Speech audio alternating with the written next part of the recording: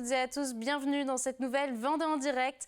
Alors, comme chaque année est organisée la journée mondiale sans Facebook, c'est le 28 février, donc lundi prochain. Alors, comment utiliser les réseaux sociaux? Quels sont les dangers? Comment se déconnecter aussi? Pour en parler, j'accueille sur ce plateau Arnaud Rotureau. Bonjour. Bonjour.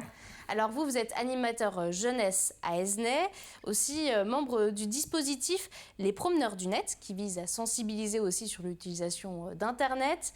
Alors pour commencer, sur cette journée sans Facebook, pourquoi une journée sans ce réseau social ? Alors je pense que le premier objectif de cette journée-là, c'est de se prouver à soi-même qu'on est capable de se déconnecter. Alors là c'est vraiment une journée sans Facebook, mais de se déconnecter des réseaux sociaux. De tous les réseaux sociaux, que ce soit Facebook, Instagram, Snapchat, TikTok. Donc voilà, je pense que c'est plus, dans un premier temps, essayer de se prouver à soi-même qu'on est capable de passer une journée sans aller sur ces réseaux-là. Alors, il faut quand même rappeler que Facebook, c'est 3 milliards d'utilisateurs chaque mois dans le monde. C'est énorme. Est-ce qu'il y a aussi une nécessité de se déconnecter aussi bien de Facebook que des autres réseaux finalement ? Alors, une nécessité de se déconnecter, j'ai envie de dire pas forcément, mais une nécessité de se poser la question de pourquoi je vais sur Facebook et comment j'y vais. Est-ce que j'y vais de manière intentionnelle ou j'y vais de manière parce qu'on me le rappelle, notamment par rapport aux notifications. Et voilà, donc souvent, dans la plupart du temps, on va sur un réseau social parce qu'on reçoit une notification sur son téléphone portable. Donc, par exemple, typiquement pour cette journée sans Facebook, comment on peut passer cette journée sans aller sur le réseau social ? Il faut faire quoi ? Il faut désactiver les notifications ? Voilà, la première chose, c'est faire en sorte que Facebook nous laisse tranquille. Donc, vous pouvez aller dans vos paramètres sur Facebook. Alors, les paramètres, ils sont à peu près similaires sur tous les réseaux sociaux, que ce soit Facebook, Instagram, Snapchat, TikTok, etc. etc. Vous avez 3 petits points en haut à droite de votre écran. Vous allez dans Paramètres, Notifications. Et là, vous pouvez désynchroniser toutes les notifications. Alors, personne ne va vous rappeler que c'est l'anniversaire de votre copain. Personne ne va vous rappeler que quelqu'un a publié une nouvelle photo, etc., etc. Mais c'est la première chose à faire si on veut vraiment se déconnecter des réseaux sociaux. Alors, quand on parle des réseaux sociaux, là, on parle de dépendance, mais on parle aussi de danger. Souvent, de quel danger peut-il s'agir vraiment ? Alors, il y a plusieurs dangers, notamment c'est celle sur... on peut se faire usurper une identité, notamment si nos profils restent en compte public. Voilà, c'est très très facile de prendre toutes les photos de votre compte, de les télécharger et de créer un compte similaire. Par exemple, moi, mon compte Arnaud Rotureau peut devenir arnaud.rotureau, prendre toutes mes photos et du coup, personne ne verra que c'est un compte usurpé. Et voilà, et à partir de là, tout est possible, on peut commenter à ma place, etc. Enfin, à ma place, en se faisant passer pour moi. Donc voilà, après il y a les dangers qui concernent plus les jeunes, on va dire, au niveau du lycée, donc le phénomène des nudes, qui est très récurrent. Voilà, donc qui consiste à envoyer une photo à quelqu'un nu de nous. Donc voilà, donc ça c'est des méthodes. Faut toujours se poser la question de pourquoi j'envoie une photo. Alors déjà une photo normale et encore plus une photo nue, de savoir pourquoi je l'envoie, à qui je l'envoie et dans quel but je l'envoie.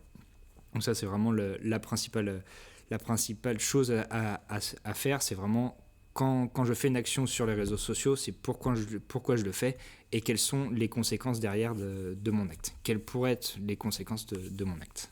Alors votre rôle, c'est aussi de sensibiliser sur l'utilisation de ces réseaux-là. Comment bien les utiliser ? Est-ce que finalement, on doit se limiter aussi à l'activité professionnelle ou est-ce qu'on doit se poser des limites ? Alors, se poser des limites, c'est chacun a son propre utilisation du réseau social. Il y en a qui vont aller que sur Twitter pour essayer de s'informer au maximum, parce qu'il y a énormément de comptes qui relient énormément d'informations. Il y a aussi un panel de points de vue des informations qui font que les réseaux sociaux sont une richesse. Après, c'est est-ce que je crois ce que je vois ou est-ce que je vais aller chercher un petit peu plus loin. J'en parlais tout à l'heure en off, mais par exemple ce matin, J'ai vu plusieurs de mes jeunes relayer une information, une collecte de dons menée pour les sinistrés en Ukraine. Et avec une simple recherche sur Internet, on voit que c'est un compte fake, on voit que c'est une association qui a déjà eu des soucis, voilà, qui se prétendent défenseurs du climat, qui font des collectes, etc., pour apparemment planter des arbres, mais personne n'a jamais vu aucun arbre de cette association. Donc voilà, c'est une arnaque. Et du coup, voilà, c'est tout le temps se poser la question des réseaux sociaux. C'est un flux d'informations extrême, il y a énormément d'informations. Après, c'est à chacun, qu'il soit jeune ou moins jeune, de se poser la question, est-ce que c'est vrai ou est-ce que c'est du fake? Et malheureusement, il y a de plus en plus de fake sur les réseaux sociaux. C'est le conseil qu'on peut utiliser à tout le monde, d'être vigilant justement quand on va sur un réseau social. C'est ça, c'est toujours se poser la question de pourquoi j'y vais et comment j'y vais et ce que je vois, est-ce vrai ou non. Toujours, on a la chance, l'information est à portée de main, une recherche Google et souvent on est vite fixé par une simple recherche. Alors, juste pour en revenir sur Facebook, est-ce que c'est facile de se dire, voilà, moi aujourd'hui, j'arrête? La principale difficulté, c'est que Facebook est dans votre poche. Donc, Facebook est tout le temps à portée de main. Et donc, c'est très compliqué, même quand vous allez forcément recevoir un appel ou quoi que ce soit, il y aura toujours une application.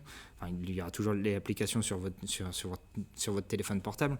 Donc, c'est extrêmement difficile de se passer de quelque chose qui est déjà sur soi. Donc voilà, c'est un vrai challenge. Après, voilà, sur ceux qui utilisent Facebook sur des tablettes ou des téléphones qui n'ont pas forcément besoin, pour moi, le meilleur moyen, c'est de laisser le téléphone chez soi ou qu'il ne soit pas à portée de main. Et c'est ce qu'on conseille aussi pour les jeunes, c'est si vous voulez bien dormir, voilà, le meilleur moyen, c'est que la nuit, si vous voulez pas aller sur les réseaux, c'est l'éteindre et même pas l'éteindre, c'est ne pas l'avoir à portée de main. On aura forcément de la flemme d'aller chercher un téléphone qui est dans la cuisine quand on est bien sous sa couette. Donc voilà, c'est vraiment ça, c'est vraiment une idée communos, mais ça permet de vraiment mettre de la distance entre nous et les réseaux sociaux. Alors juste en 2-3 mots, finalement, on ne s'adresse pas qu'aux jeunes, hein. Il y a vraiment tout le monde finalement, c'est aux adultes aussi. Ouais, voilà, on parle beaucoup des jeunes sur les réseaux sociaux parce que c'est les jeunes qui sont nés avec et qui ont pris le pli de ça, donc voilà, c'est eux qui sont avec, c'est eux la première génération, parce que mine de rien, nous, on est arrivés au départ, et eux, ils vivent vraiment pleinement les réseaux sociaux, et ce sont les premiers qui essuient les plâtres de l'utilisation des réseaux sociaux. On est tous concernés. C'est ça. Bon, merci Arnaud, en tout cas, d'être venu sur ce plateau, ici à TV Vendée. Merci à vous. Moi, je vous remercie aussi de nous avoir suivis, et on se retrouve très très vite pour une nouvelle Vendée en direct.